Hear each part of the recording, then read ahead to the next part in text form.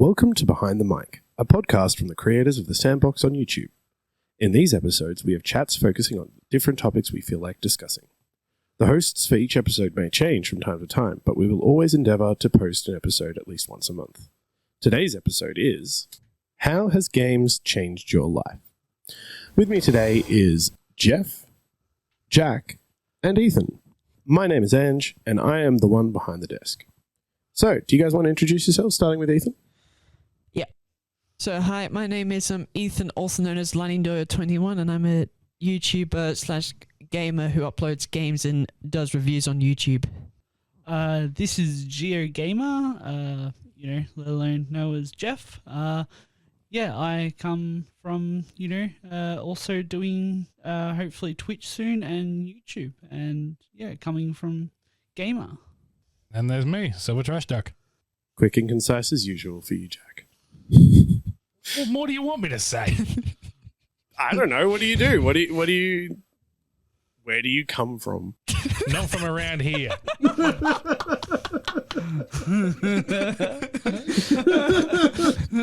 did I say where do you come from? Where did you come from? Where did you go? Where did you come from, now, Joe? All right. Welcome to the chaos. And here comes the bloopers. I forget which one it is, but nope. I was looking for the rim shot, but I got that instead.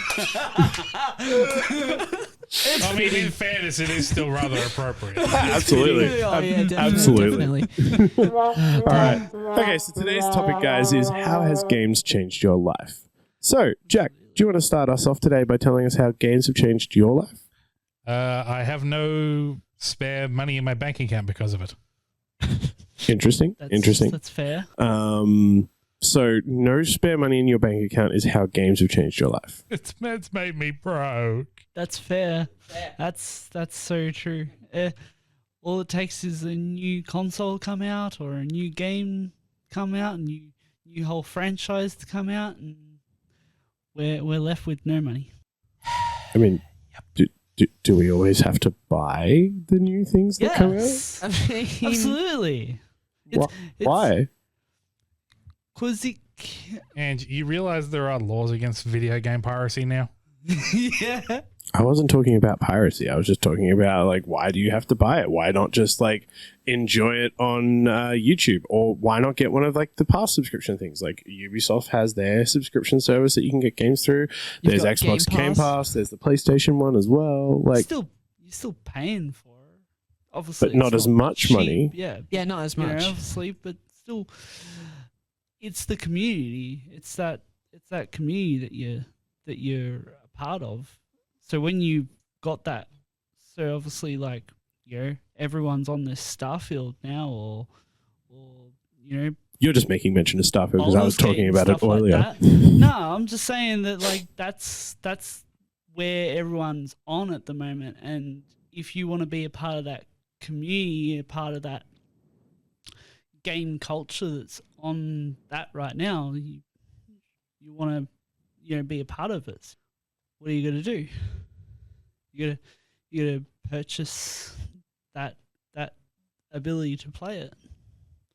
I mean, that's fair. Whichever way you do it, whether or not it's Game Pass or whether or not for Starfield, it's easier other of these franchise to actually do be a part of that actual community. Yeah, that's fair. So that's where obviously how has games changed your life? Obviously, that is a part of it. As in, it's created a community for you. It's given you friends. Obviously, it's part of the whole that whole thing of where did I fit into before I found all this stuff. Yes, I like that. So for yourself, Jeff, obviously, Jack's mentioned, the bank account money, the cost of gaming in general. I guess, yeah. Obviously, there's the money side of things, but obviously there's a good reason behind it. You're not just wasting your. Obviously, it hurts at the time. Going, oh, my bank account hurts. Do I either have to pay for my some food, or do I want to, get on and play this. Well, the obvious choice there is food. Obviously, but there is some people that, That's fair. don't want to be left out. Yeah, absolutely. You don't want to fall behind. You don't want to be left out. So just to clarify, so Jack's gone with affected their life with games because money. That's how games have impacted their life. And you're going with a more positive sort of approach of games have given you a community and friends and things like that. Well, yeah. Yeah. It's obviously, before all that kind of stuff. So probably a topic that we'll touch on eventually down the track is, probably like your most nostalgic kind of game. That's the kind of game that you get, and then eventually you're like the feeling after you've forgotten that one game will continue you into having that for because you get friends out of it, you get the community out of it, you actually start fitting in. What about yourself, Ethan? Well, it's changed. I'm just trying to think.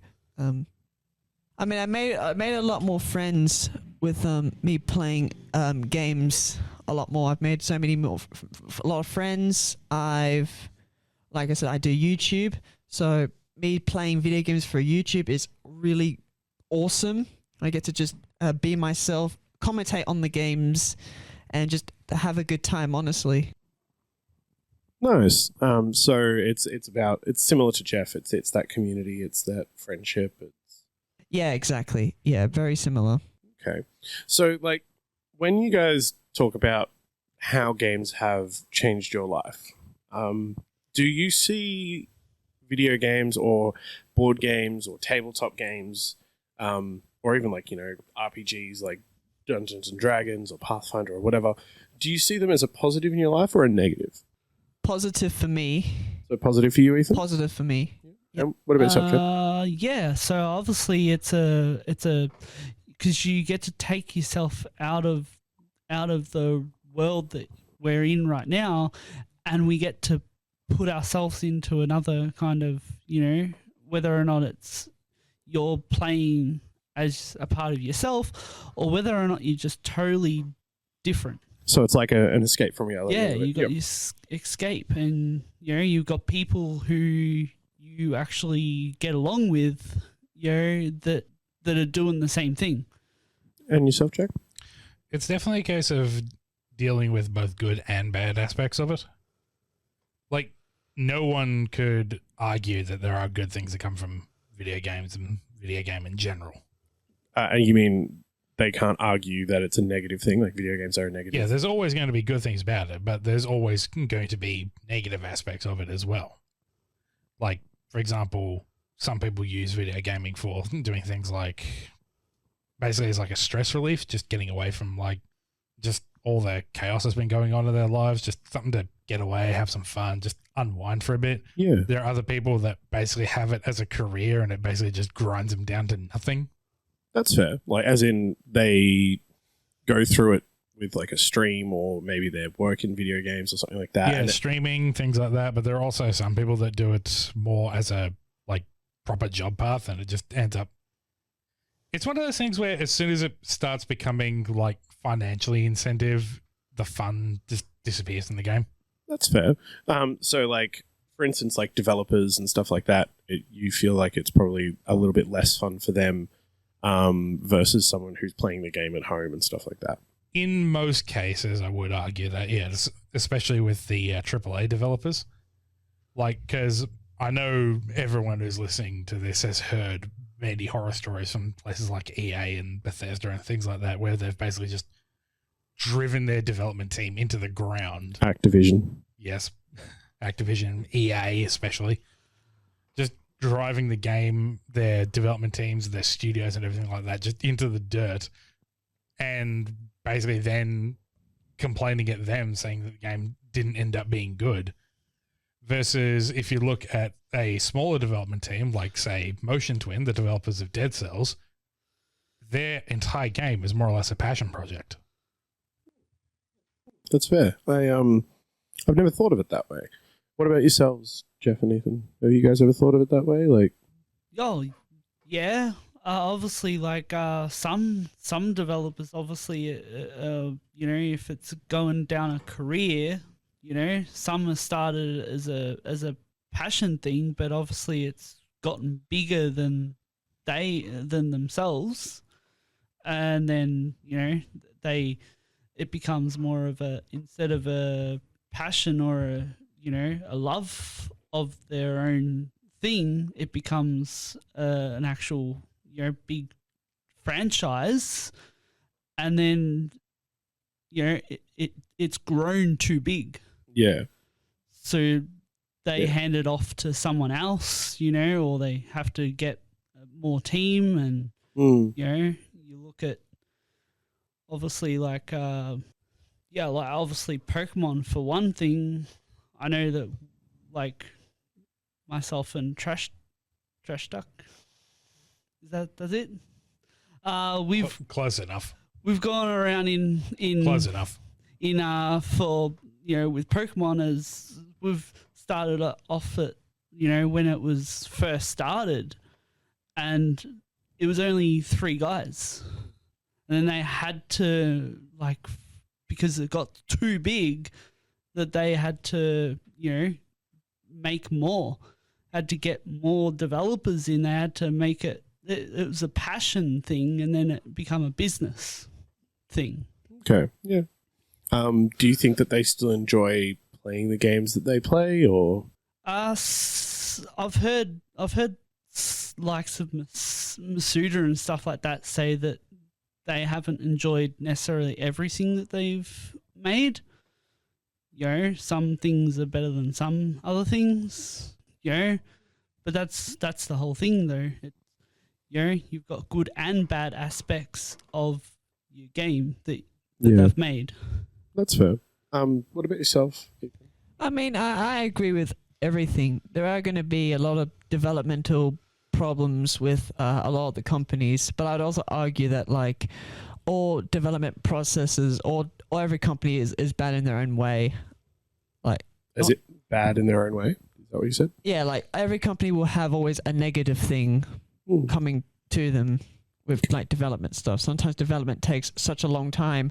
For example, Sonic 06 with Team Sonic and Sega. Oh God, not that thing. Yeah, exactly. Yeah, development was not the greatest, and it became one of the worst Sonic games ever, like of all time. What made it? I'm so sorry, bad? one of.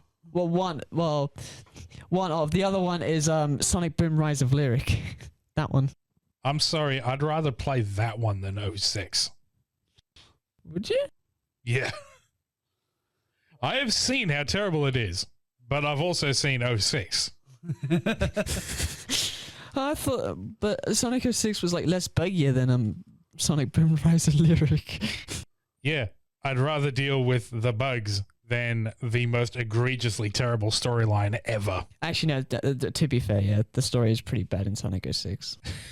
But strongly resisting making one of the bad jokes. No. Do it. Let's move past that. So Jeff, have you played Sonic 06, Jeff? Because these two clearly have. No, I haven't touched much of the Sonic genre. Like the latest. Just of course, for the record, I actually haven't played 06 or Boom. Okay. This is just from what I've seen. Because the only Sonic game that I've ever played is one that a friend of mine gave me years ago, which was Zero Gravity, Sonic Riders. Is Sonic 06 the one where it's like Silver comes back in time and there's Shadow in it? Yeah. Yeah, that one. Okay, yeah, I think I know the one. I haven't played it, but I've seen it played here at Gamer. One of the participants was playing it. They downloaded like a remade version, like it was a fan-made version of it, where they'd like taken the base game and upgraded it to a better quality and all that sort of stuff. Probably would have been more fun than the base game anyway.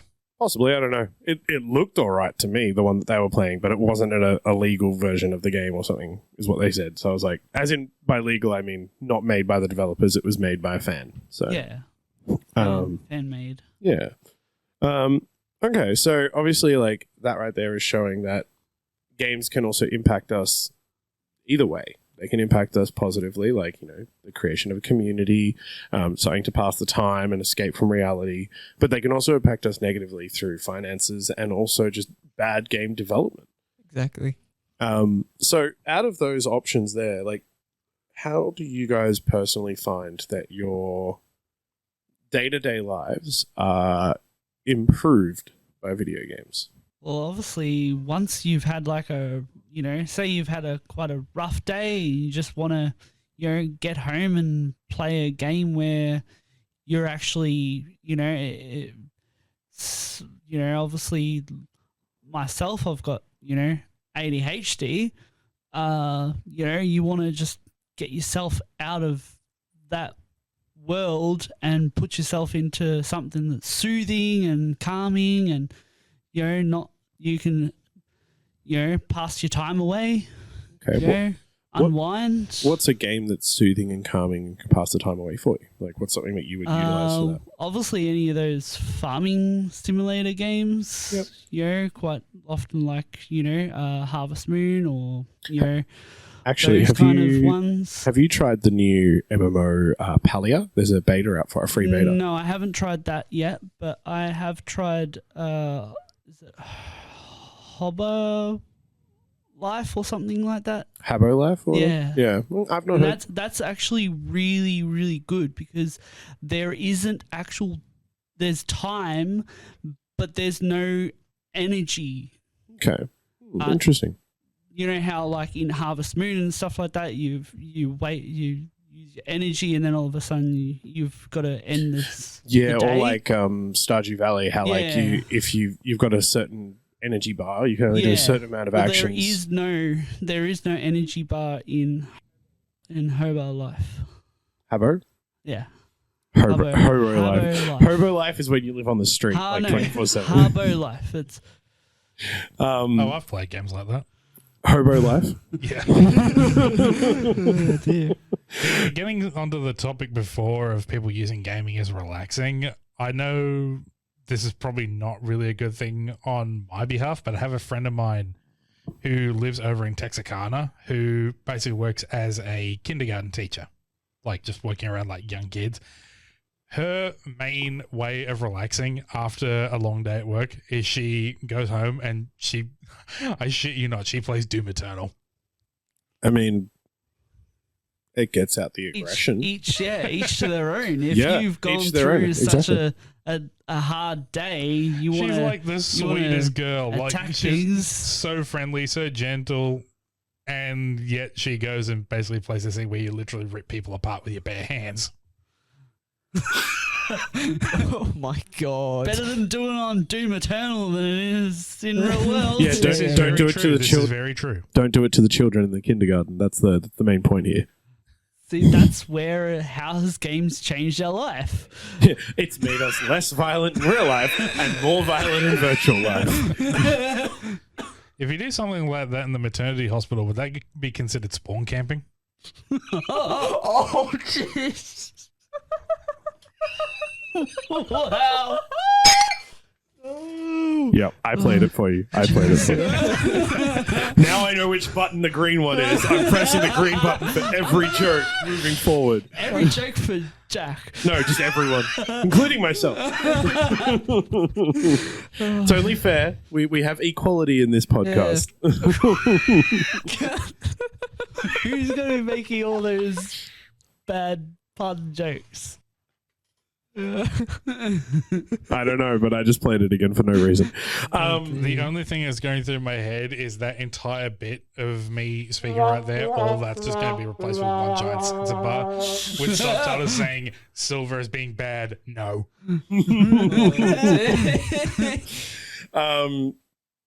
So obviously, like, we've heard from yourself, Jeff. We've heard from you, Jack. But Ethan, what is a game that you play when you get home that helps you unwind and relax and overcome the stresses of the day?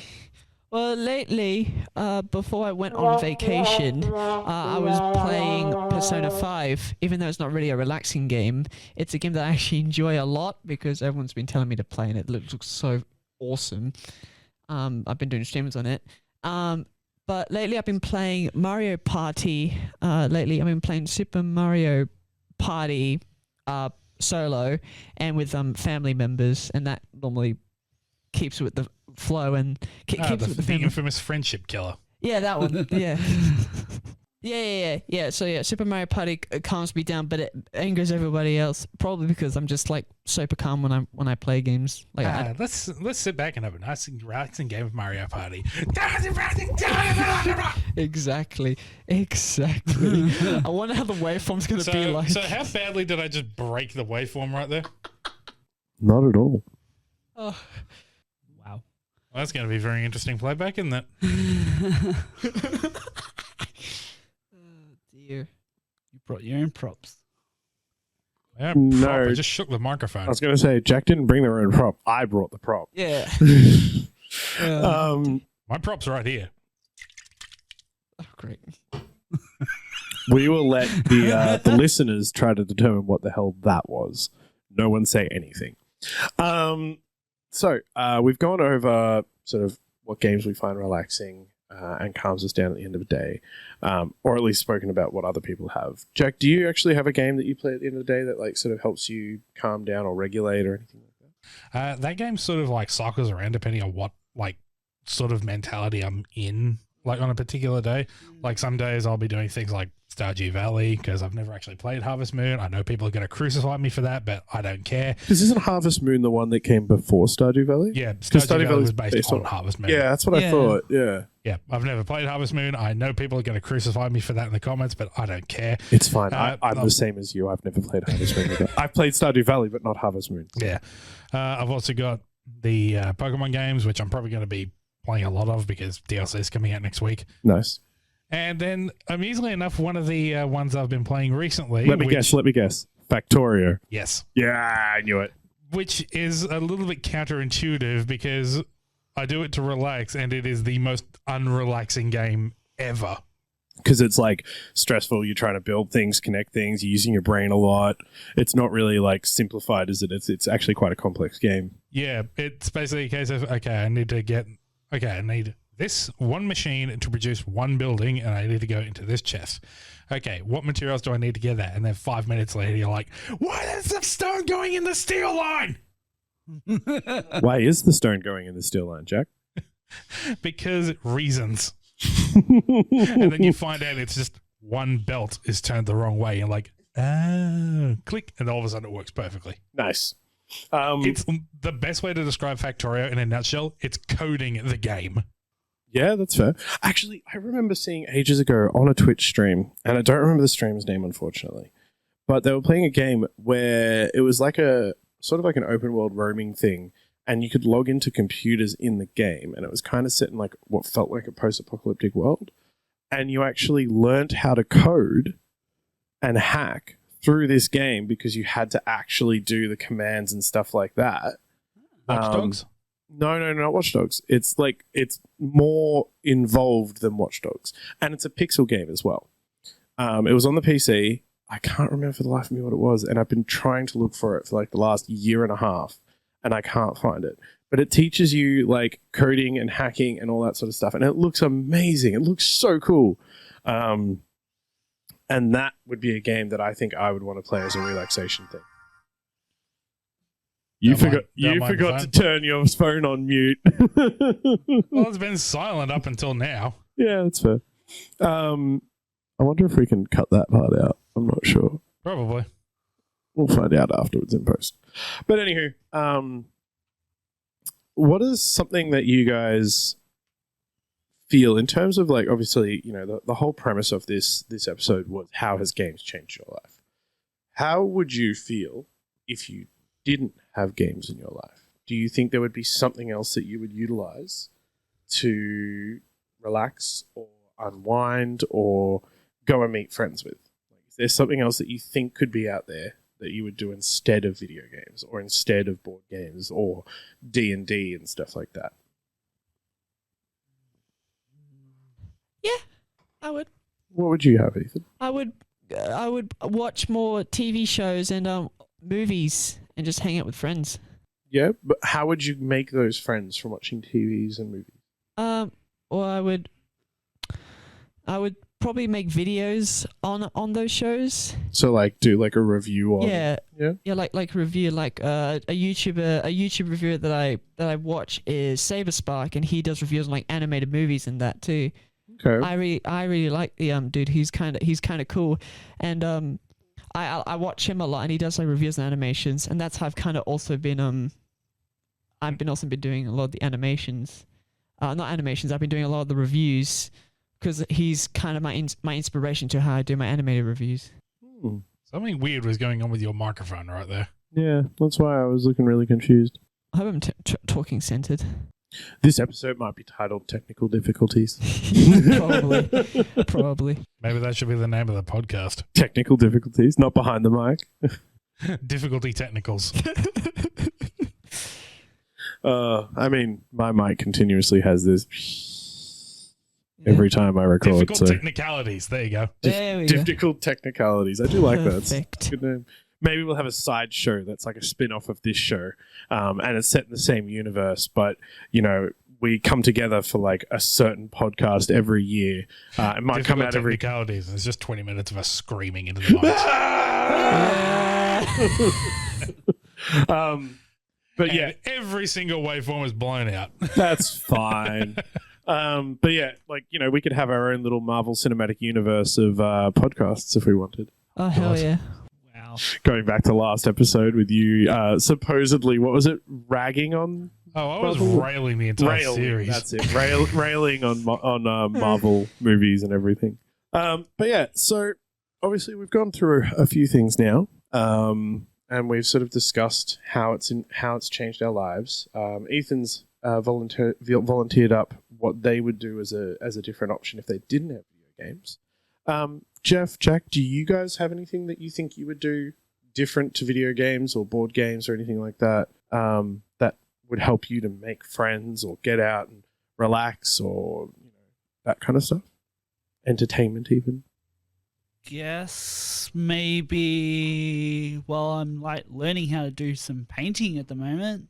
Okay, yeah. So you would utilize the painting and stuff? I guess like obviously it's for actual games, but if I would take out the games all of a sudden in a reality where games all of a sudden was like just vanquished and no such thing, yeah, I'd probably maybe use that art technique that I've... Mini and model painting in and of itself is a hobby.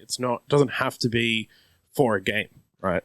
So obviously, I think you were telling me Age of Sigma is the one that you've been painting recently? Age of Sigma. Yeah. And the Warhammer. the old world is coming out soon.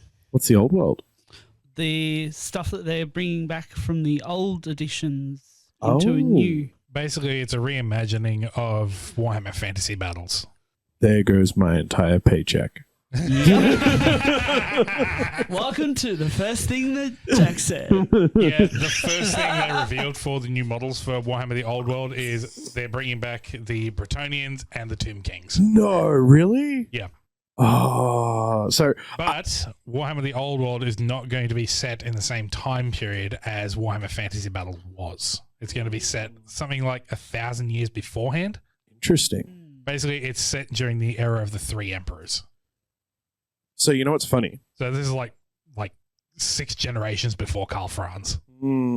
So the funny thing for me, you guys know how I do this thing called Swordcraft on Wednesdays and Friday nights. Yeah, it's where you go to an oval, you hit your friends with foam swords. Well, our entire world that our LARP is based off Warhammer, the fantasy stuff, but the old world fantasy stuff. So they're bringing all that back, and that's what we utilize as our... So there's going to be so many people in Swordcraft that are going to be like, I want to get all these things, and I want to use the models to make new costumes, da-da-da-da. This is going to make so many people poor. Going back to the original thing that was said about how games have changed our lives. Yes. Poor. Yes. Well, you'll be pleased to know they've actually brought out a list of the core factions that are going to be in the old world. Which ones? So we have the Empire of Man. Yep. The Orc and Goblin tribes. The Greenskins. Obviously, the Greenskins. The Dwarven Mountain Holds. Nice. Warriors of Chaos. Ooh. The Kingdom of Bretonnia. Yep. The Beastmen Brayherds. Ooh, the Beastmen as well? The Wood Elf Realms. Yep. the High Elf realms, Ooh. and the Tomb Kings of Khemri. So the Tomb Kings, I think, are really cool because they're kind of like, what's that one that you do for the 40K? The Necrons. Necrons. They're kind of like the Necrons, but more flesh rather than robot. Yeah. Which is ironic because the Tomb Kings are supposed to be more skeletonized than flesh. Well, that's what I meant was more organic, really, not flesh. It was organic than robot. It's kind of like the Necrons are the evolved version of the Tomb Kings, which I think is kind of cool. In a sense, yes. I do have to say, though, there is one thing looking at that core list that I am just a little bit concerned about. What? Well, for one, there's no Norska. Yeah, that's a bit weird. And there's no Kislev. There's no Dark Elves either. Yeah, wait, no Dark Elf. And I don't think they said anything about the... There's no Skaven either. Yeah. Which I'm a bit unfortunate about that one. So there's the thing, there's the Dark Elves, but I know that there's Dark Dwarves, but what are they called? They have a different... Chaos Dwarves. Chaos Dwarves, that's it, thank you. Yeah. That's a bit weird. I can kind of understand why they haven't introduced Chaos Dwarves, because they wouldn't have been discovered during that point in time.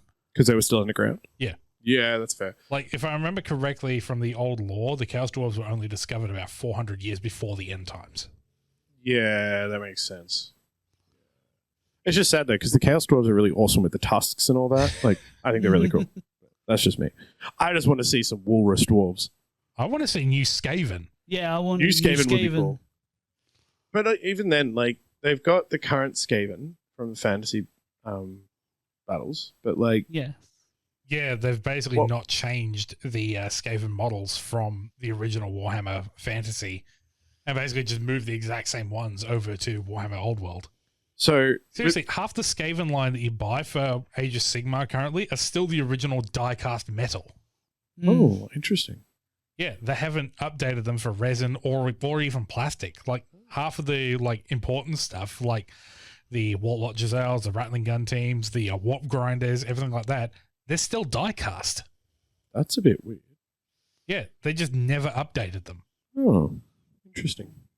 Hopefully they might actually do some more of that, later I'm hoping this means one of two things. They're either going to get a massive update in Warhammer the Old World where they do, like, the first discovery of the original Skaven, or they're going to be getting a feature in the next edition of Age of Sigmar. Look, it could also just be that the models are too small for the original Skaven because it's just a little rat on, like, a big disc. Well, the thing is, they've been scaling up all the models. No, I was also meaning, like, actual rat-sized rat compared to the other figures. So it's just this little, they like, sell dot those on a big circle. No, they sell those. Yeah. But Yeah. they're not Skaven, though, are they? They're just No, normal. they are. Really? Yeah, the Skaven are the Rat Men. Yeah, but I was meaning, like, like a microscopic point on a big normal base because that's the rat size compared to, like, a normal human size or something. I'm going to show you the Skaven rat swarm. Oh, yeah, but that's the rat swarm. That's like a whole bunch of rats on the little base. Yeah, the thing is, each one of those individual rats, you can basically have them separate and have them as a terrain piece on other models. That's kind of cool. I didn't know that. Yeah, so the massive piles of rats that you see, yeah, you can take those apart and build them elsewhere. When you say take them apart, you mean, like, deconstruct it yourself, yeah? Each one of those is a separate rat model.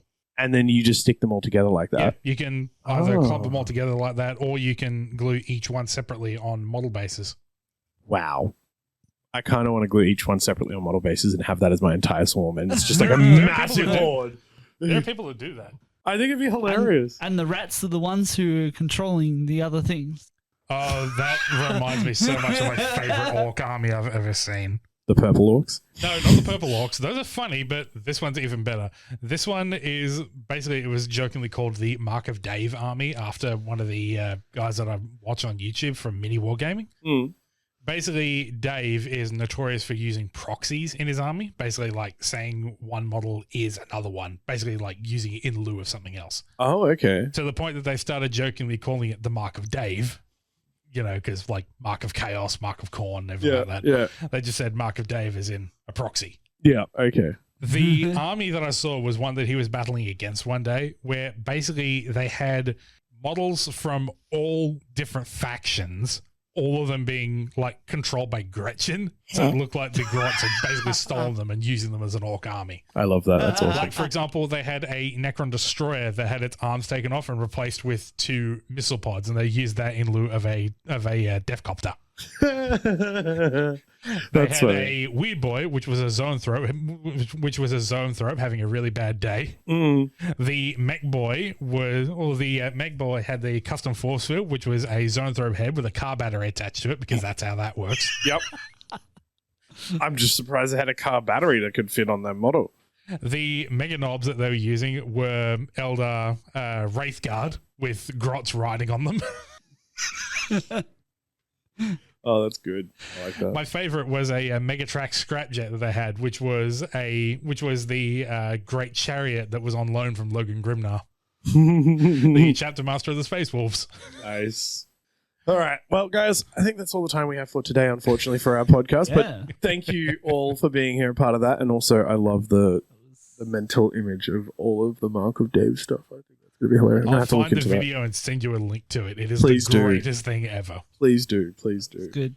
But yes, thank you so much for joining us on Behind the Mic. Thank Please you. make sure to subscribe to our YouTube channel, The Sandbox, and we will see you all in the next episode. Yeah, on Behind the Mic. Yeah. Bye, guys. See ya. Bye. Bye.